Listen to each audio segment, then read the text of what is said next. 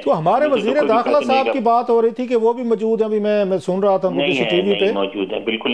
نہیں موجود۔ اچھا، خبر وہ ٹھیک نہیں ہے۔ اچھا، بتایا جا رہا تھا پاکستانی جو ایمبیسڈر ہیں وہاں پہ نئے گئے ہیں وہ بھی موجود ہیں، تو ان کو انویٹیشن ہو گیا، انہوں نے بھی پیسے دیے ہوں گے؟ وہ تو موجود تھے، وہ ایک انکلیو ہوتا ہے نا جس میں سارے ملکوں کے سفیر ہوتے ہیں، پاکستان کے سفیر بھی تھے۔ اچھا، ان کو بلایا جاتا ہے، ان کو کمپلیمنٹری ہوتا ہے، ان کو پیسے نہیں دینے پڑتے؟ نہیں، ان کو پیسے نہیں دینے پڑتے۔ اچھا، ہم تو سنتے تھے امریکہ میں واقعی مطلب یہ تو بڑا سخت ان کا سٹائل، وہ کہتے ہیں there are no free lunches in American dictionary، تو وہاں تو لگتا ہے ہر شے کے پیسے دینے پڑتے ہیں۔ ڈپلومیٹ ہوتا ہے نا، ڈپلومیٹ تو، لیکن آپ وہ ٹیکس بھی نہیں لیتے، بلکہ ہمارے ہاں تو اب نہیں رہا، کسی زمانے میں یہ رواج بھی تھا کہ لوگ ڈپلومیٹ کے کارڈ پہ شراب خریدتے تھے کہ اس پہ بہت سستی پڑتی ہے، $100 کی شراب $30 میں مل جاتی تھی، تو ڈپلومیٹ تو کسی چیز کے پیسے دینے نہیں پڑتے۔ چلیں سر جی، میں بس یہی پوچھ رہی تھی انور صاحب کہ اب جو تقریر ہوگی اور ظاہر ہے ان کو کہا جاتا ہے کہ روایتی صدر نہیں ہوں گے، تو کوئی ایسی غیر روایتی چیزیں یا ایسی کوئی ارجنٹ چیزیں جو ہمیں لگتا ہے کہ یہ ضرور ایڈریس کریں گے ٹرمپ؟ بالکل، آپ نے جو سوال کیا اسی پہ میں بولنے والا تھا، لیکن کلاسر صاحب کی ہم سب عزت کرتے ہیں، تو پھر ان کے سوال نہیں، سوری، میں نے کہا کہ ریلیونٹ تھوڑا سا بن رہا تھا، میں کہ پھر تاکہ ایک دفعہ I'm sorry for that، میں اپالوجیز سر۔ بہت اچھا کیا، نہیں بہت اچھا کیا آپ نے۔ بات ساری یہ ہے کہ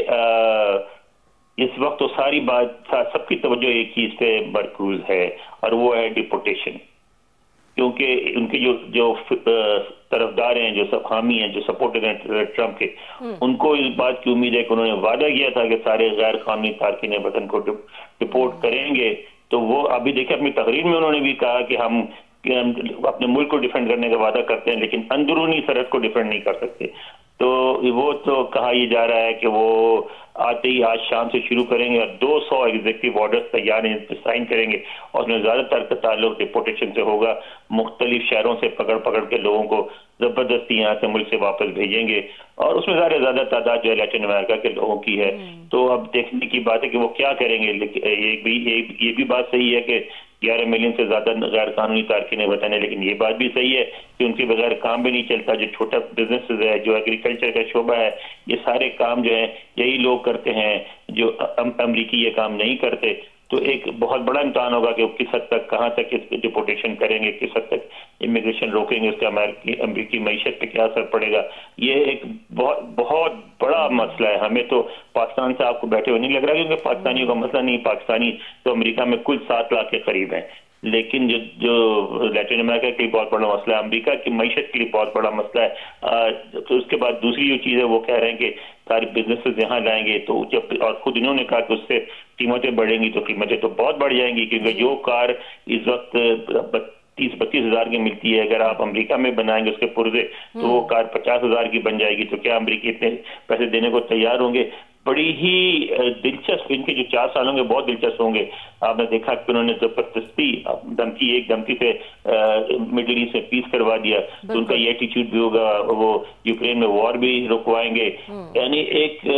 بہت ہی میرا خیال ہے گرما گرم اور پرجوش قسم کے 4 سال ہوں۔ لیکن ہمارے عمران خان صاحب کو بھی رہا کریں کہ ٹرمپ صاحب، آپ نے کہا غزہ میں بند بھی کرائی، یوکرین بھی کرا لیا، ڈپورٹ بھی کرا دیے،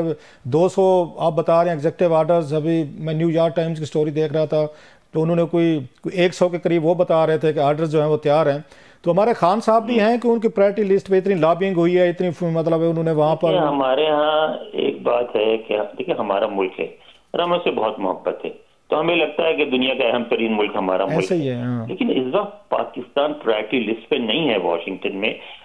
لیکن آپ کے ساتھ یہ بھی کہہ دوں کہ صدر ٹرمپ کے بارے میں ایک بات یہ بھی کہی جاتی ہے کہ ان سے جو آخری بندہ ملنے والا ہوتا ہے اس کی بات وہ مان لیتے ہیں، اس سے پہلے جو بات ہوتی ہے اس کا اثر زائل ہو جاتا ہے۔ تو اور وہ ان کے بارے میں یہ بھی کہا جاتا ہے کہ وہ اکثر اسٹیٹ ڈپارٹمنٹ اور پینٹاگون اور ان کے ایڈوائز نہیں مانتے، اور اپنے ٹویٹ کے ذریعے حکم جاری کر دیتے ہیں۔ تو جو پی ٹی آئی کو توقع ہے وہ یہی ہے کہ چونکہ ان کی لابنگ موجود ہے، یہاں پاکستانی امریکنز ہیں، ڈاکٹرز ہیں، ڈاکٹرز کی پہنچ بہت ہوتی ہے، تو اگر کسی ویک مومنٹ پہ صدر ٹرمپ کو پکڑ لیں اور ان سے کہلوا لیں تو یہ کہہ بھی سکتے ہیں، مگر بظاہر تو نظر آتا ہے کہ زخمی پاکستان پہ کوئی بات نہیں ہوگی۔ اپنے وسائل جنگوں پہ نہ لگائیں، آپ ہیومن ریسورس پہ لگائیں۔ خیر، نمبر 1 نمبر 2 انہوں نے کہا آپ کو جب میں آپ سے ہینڈ شیک کروں گا تو آپ اس وقت کیمرے نہیں ہوں گے، میری کوئی تصویر نہیں لی جائے گی، کوئی ویڈیو نہیں بنائی جائے گی، نہ کسی اخبار کو ریلیز ہوگی۔ یہ بھی بل کلنٹن کی دوسری ان کی ڈیمانڈ تھی کہ یس ریزن کہ دنیا کو یہ پتہ نہ چلے اگلے دن اخبارات میں چھپے کہ بل کلنٹن اتنا بڑا پریزیڈنٹ یو ایس ہے، ایک ملٹری ڈکٹیٹر ہے جس نے پرائم منسٹر کی حکومت اسے ہاتھ ملا رہے، لہٰذا میرے کریڈینشل خراب ہوں گے، یہ دوسری شرط تھی۔ تو تیسری یہ تھی کہ اسامہ بن لادن جو ہے اس وقت وہاں پہ افغانستان میں تھا، طالبان کے ساتھ ہمارے بڑے اچھے تعلقات تھے، تو آپ ان کو اسامہ بن لادن جو ہے وہ بھی امریکہ کو آپ ایکسٹراڈائٹ کروا کے دیں، یہ تیسری تھی۔ تو چوتھی جو اس میں رکھی تھی وہ نواز شریف صاحب تھے، اچھا کہ نواز شریف صاحب جو ہیں کیونکہ بل کلنٹن کے ساتھ بڑا اچھا تعلقات تھا، 98 میں یہ گئے بھی تھے وہاں پہ امریکہ اور بڑا اچھی ریسپشن دی تھی، اچھے تعلقات ان کے بن گئے تھے۔ جب یہاں پر آئے تو انہوں نے یہ چاروں کو چاروں چیزیں نواز شریف صاحب سے ریلیٹڈ انکلوڈنگ انہوں نے کی، اور چاروں باتیں مانی گئیں جو انہوں نے کہا تھا، اور بعد میں اس کے لیے اسامہ بن لادن کے لیے انہوں نے اس جنرل معین الدین حیدر صاحب جو تھے آپ کے کراچی کے، یہ اگین انٹیریئر منسٹر تھے، ان کو قندھار بھیجا گیا تھا کہ جائیں ملا عمر کو راضی کریں کہ اسامہ بن لادن کو ریپیٹریٹ کریں ٹو یو ایس اے، یہ 2000 کی بات ہے۔ تو وہ اس کو یو ایس اے کو حوالے کرنے پہ تیار نہیں ہوئے تھے، انہوں نے کہا سعودیز یا ایجپٹ یا کسی اور تھرڈ مسلم کنٹری کو میں اگین حوالے کرنے کو طالبان تیار تھے، امریکہ کو نہیں دیں گے، سو وہ ڈیل رک گئی تھی۔ دیٹس انادر سٹوری، پھر کسی وقت کریں گے، بلکہ وہ سٹوری میں نہیں دی ہوئی، مجھے پتہ میں ڈان میں تھا، بڑا رولا پڑا تھا اس وقت، ہاں وہ ایک اور کہانی ہے، پھر کسی وقت اس پہ بات کریں گے۔ تو نواز شریف صاحب کے حوالے سے انہوں نے کہا ان کو کہ آپ نے ان کو پھانسی نہیں دینی، ان کو ہینگ نہیں کرنا۔ سو انہوں نے شاید اپنی کنفرمیشن لینے کے لیے، جناب مشرف کے لیے اتنی کافی تھا کہ جناب بل کلنٹن نے کہہ دیا کہ نو،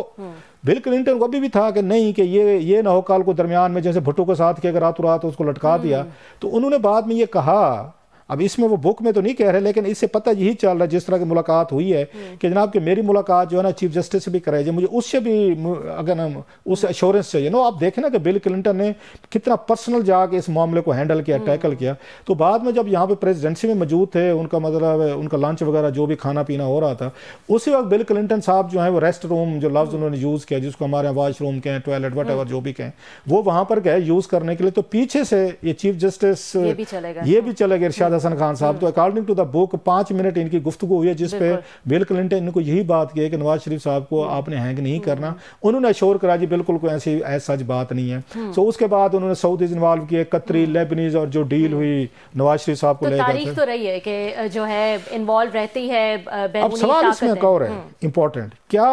جتنا پرسنل لیول پہ بل کلنٹن نے ایفرٹس کی to rescue Nawaz Sharif and he ڈڈ،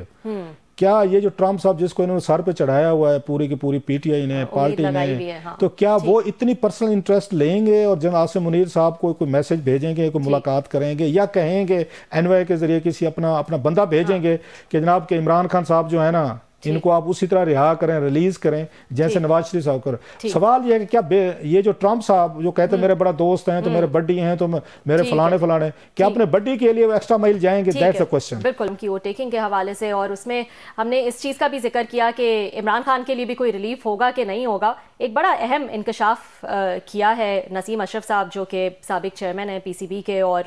کافی قریبی سمجھے جاتے ہیں مشرف کے۔ انہوں نے اپنی کتاب میں کہا ہے، رنگ سائڈ ان کی کتاب کا نام ہے، اور انہوں نے کہا ہے کہ کلنٹن اور چیف جسٹس ارشاد حسن خان کی واش روم میں ایک ملاقات ہوئی اور بڑے اہم انکشافات ہوئے وہاں پہ۔ یہ بڑی جو بک آ رہی ہے بڑی اہم کتاب ہوگی ڈیفینیٹلی طور پر۔ ڈاکٹر یہ نسیم اشرف صاحب جو ہیں یہ اس میں امریکن ہیں اور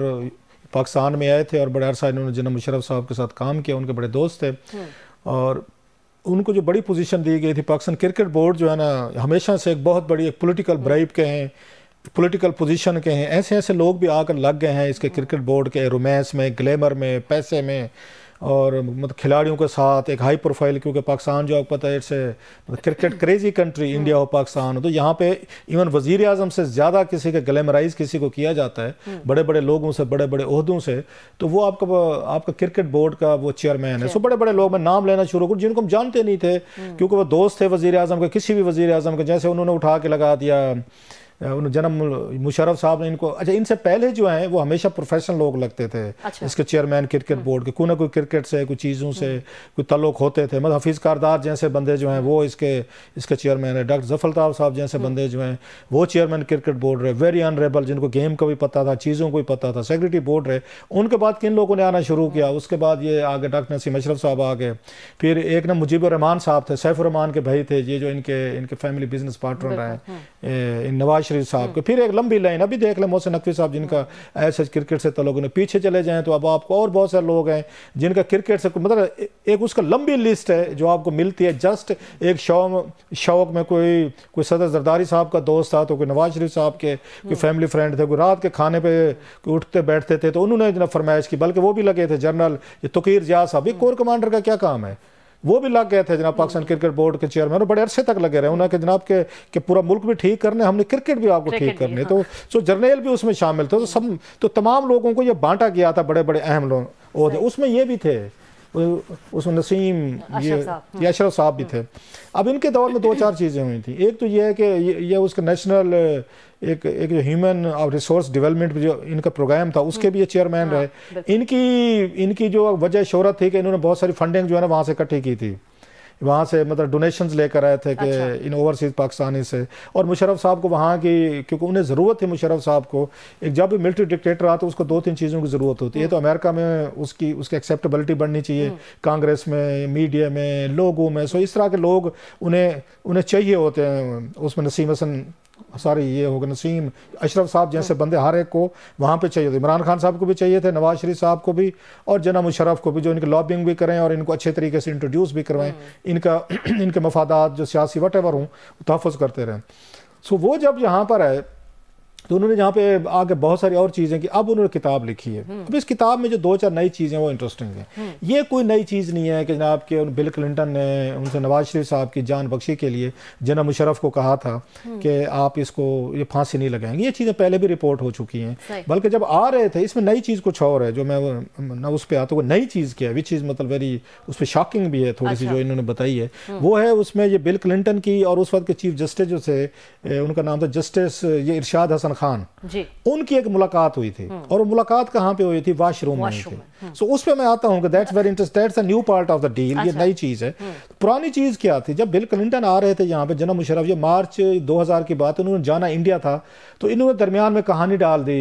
इन्होंने अपने दोस्तों के जरिए मुश्तरका के जरिए, बिल क्लिंटन के पाकिस्तानी वहाँ पे दोस्त थे कि जनाब इनको कहें 4-5 घंटे हमारे लिए रोक लें, अगर मेरी बल्ले बल्ले हो जाएगी, अगर बिल क्लिंटन अमेरिकन प्रेसिडेंट आता है और उसको आके मिलता है इससे जनाब मुशर्रफ से, तो आपकी एक्सेप्टेंस हो जाएगी, आपकी वैलिडेशन हो जाएगी, एंडोर्समेंट हो जाएगी कि ये डेमोक्रेटिक कंट्री और इनको मार्शल लॉ पे कोई एतराज़ नहीं है अमेरिका को, और वहाँ पे डेमोक्रेट्स हैं, ज़हन में रखिएगा, जो दुनिया भर में इस तरह के मार्शल लॉ की वो करते अपोज करते हैं। यूजली जो पाकिस्तान में मार्शल लॉ लगे हैं ना पहले माजी में, वो कहा जाता है वो उसमें रिपब्लिकन के दौर में लगे थे। सो ये पहली दफ़ा देख रहे थे कि उसमें टेक ओवर जो हुआ डेमोक्रेट के दौर में हो रहा था, और उन पर अच्छी खासी तनकीद आ रही थी उन पे डेमोक्रेट्स पे। सो उन्होंने आना था, इन्होंने मिन्नत तरले की, तो उन्होंने 2-3 शराइत रखी। बिल क्लिंटन ने कि मैं फिर आऊँगा, तो अगर ये मतलब 1 2 3 4 चीज़ें आप करेंगे, जो कि इनके पास कोई ऑप्शन है। जनाब मुशर्रफ साहब की क्या थी कि वो जनाब ना मानते, उनको तो किसी कीमत पे चाहिए था कि बिल क्लिंटन साहब आए, तशरीफ़ लाएं। एक तो उन्होंने कहा जनाब जब मैं आऊँगा वहाँ पे पाकिस्तान 4-5 घंटे रुकूंगा, नंबर 1 अगर उसमें मैं पाकिस्तानी कौम से मैं खिताब करना चाहता हूँ। ये बहुत कम लोगों को याद होगा, मैंने खुद सुना हुआ है कि पीटीवी पे उस वक्त पीटीवी था, तो इसका बिल क्लिंटन का ये बाकायदा 10-15 मिनट का मेरा ख्याल खिताब चला था, उन्होंने पाकिस्तानी कौम से खिताब भी किया था उन्होंने क्लिंटन साहब ने, और बहुत सारी समझदाराना बातें की थी जो हमें मतलब समझदाराना की ज़रूरत नहीं थी पाकिस्तान इंडिया के हवाले से कि दोस्ती तल्लुकात कितनी अहम है नेबर के साथ। तो लेकिन उस वक्त भी आज से 24 साल पहले भी हमारे इंडिया से तल्लुकात ख़राब थे जब बिल क्लिंटन स्पीच कर रहे थे। जब इस वक्त ये 24 साल बाद मैं बात कर रहा हूँ फिर भी तल्लुकात उतने ही ख़राब हैं। तो ये हमने एडवाइस ली थी जो बिल क्लिंटन समझाया था कि इंसान बने, आप दोनों मुल्क जो हैं अच्छे हमसाया बन करें।